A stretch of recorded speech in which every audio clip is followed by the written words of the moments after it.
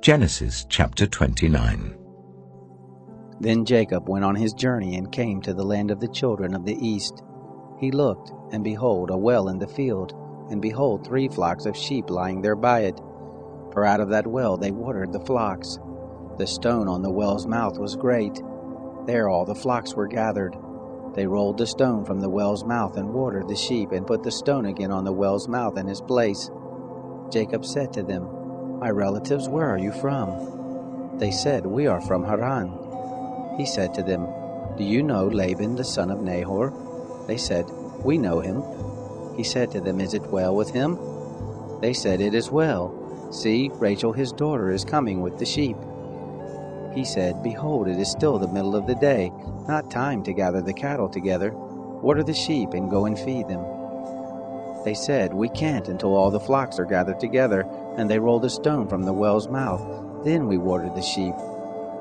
While he was yet speaking with them, Rachel came with her father's sheep, for she kept them.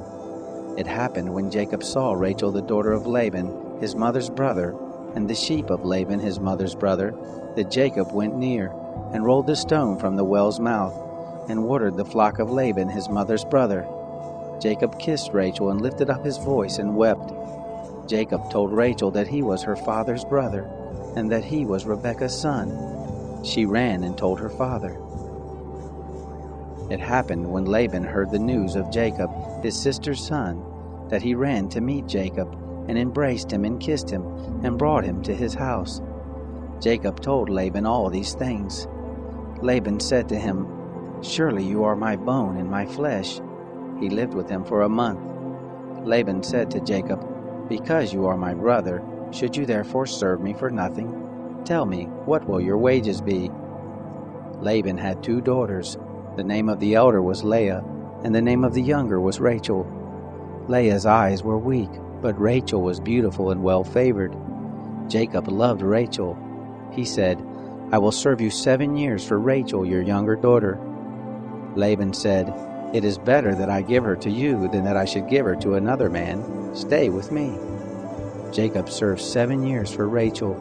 They seemed to him but a few days for the love he had for her. Jacob said to Laban, "Give me my wife, for my days are fulfilled, that I may go in to her." Laban gathered together all the men of the place and made a feast. It happened in the evening that he took Leah his daughter and brought her to him. He went in to her. Laban gave Zilpah his handmaid to his daughter Leah for a handmaid.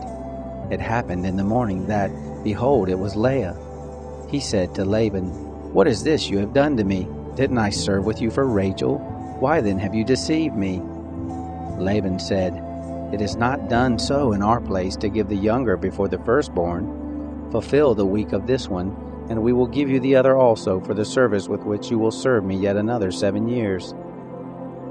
Jacob did so and fulfilled her week. He gave him Rachel his daughter his wife. Laban gave to Rachel his daughter Bilhah his handmaid, to be her handmaid. He went in also to Rachel, and he loved also Rachel more than Leah, and served with him yet another 7 years. The Lord saw that Leah was hated, and he opened her womb, but Rachel was barren. Leah conceived and bore a son, and she named him Reuben. For she said, "Because the Lord has looked at my affliction, for now my husband will love me." She conceived again and bare a son, and said, "Because the Lord has heard that I am hated, he has therefore given me this son also." She named him Simeon. She conceived again and bare a son, and said, "Now this time will my husband be joined to me, because I have borne him 3 sons. Therefore was his name called Levi. She conceived again and bare a son. She said, "This time will I praise the Lord." Therefore she named him Judah. Then she stopped bearing.